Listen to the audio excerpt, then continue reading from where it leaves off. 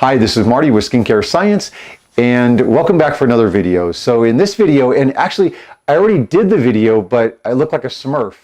I was all blue and I want to make it again. This video is about doing hand peels during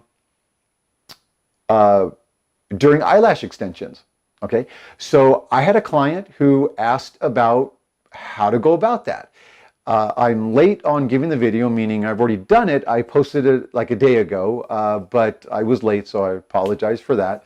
But what I'm going to do is I'm going to go ahead and shut off the camera and write on the board what I had originally wrote and come back and describe what I'm doing. So welcome back to another video, and we'll be discussing how to do an add-on hand peel during eyelash extensions. Okay, welcome back, and as you can see, I've written the steps on the board. And again, with my videos, one thing that is really important to understand is when I talk, I leave out a lot of steps. The reason that is because I expect or feel or think that the person watching this video has seen my videos and has a certain level of education as it relates to aesthetics and the skin. Okay, so if I lose you, I do apologize, but what that means is that, and I hate to say this, but maybe your education needs to be a little bit higher, more involved. Okay. Or the other side is that I'm just a confusing person to listen to, and well, that's true too. But again, it's either one or the other. So blame me if you must. But all right. So I'll try to be as clear as I can. All right. So eyelash extensions, I guess, and I've never done them before. I think I probably would be pretty good at it, and I've soft hands, but I've never done it. But I guess during eyelash extensions, there's some downtime, and there's a massaging that goes on. That's a great add-on service, and you can't really do anything else to the face, of course, but to the top of the hands, that's in the forearms, you could, and so that's what we're going to talk about.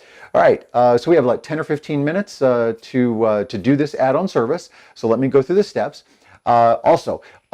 My first step is AHA3 facial cleanser. Now, the first and foremost thing you want to do is make sure that you take this time not for the results of the top of the hand.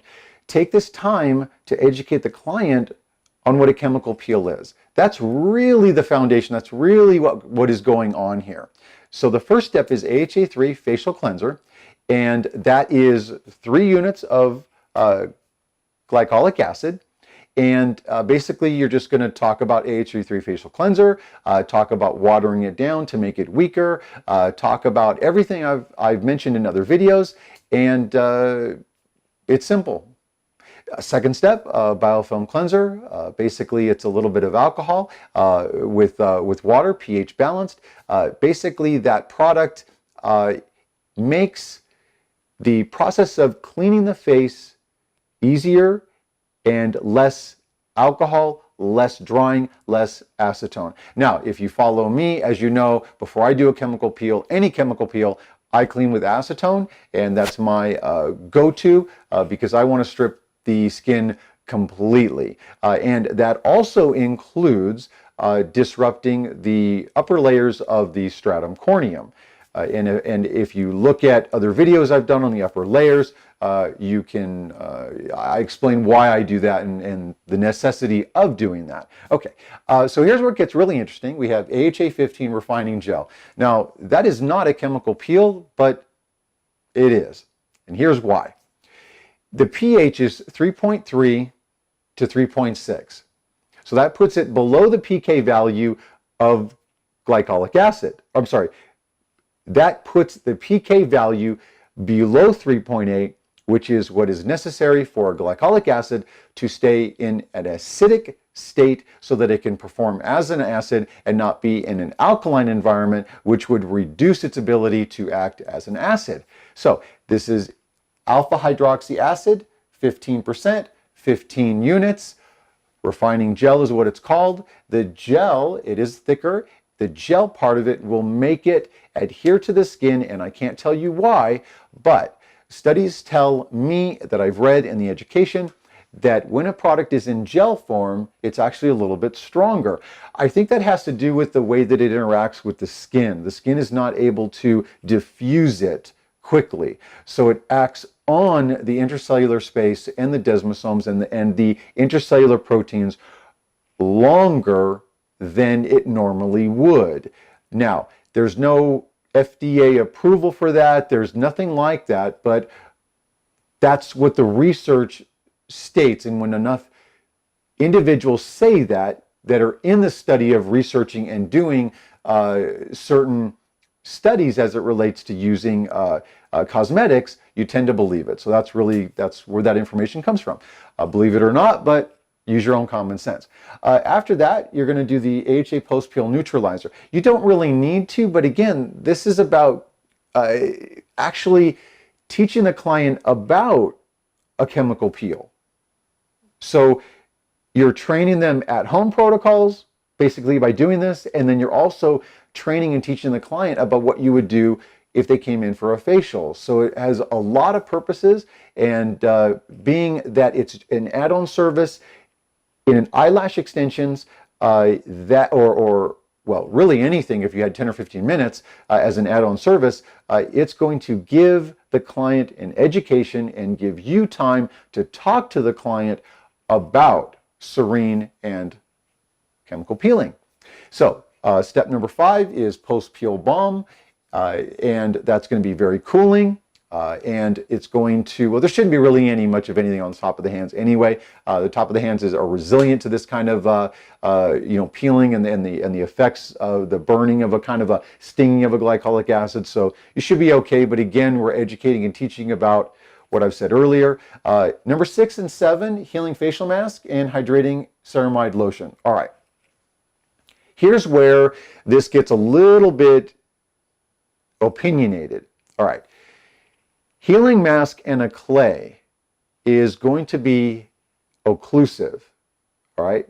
So why would you do that first and not do hydration or hydrating lotion or ceramide lotion in step 6 and do healing facial mask afterward if the clay is occlusive? Here's why. When the person gets up from the eyelash extension service, they're going to touch their hands. And for the most part, women want to feel that dewiness, if that's the right word. They want to feel that dewy, moist feeling. So that's why I put hydrating and ceramide lotion afterward. What would be the proper protocol? Healing mask over the hydrating and ceramide lotion.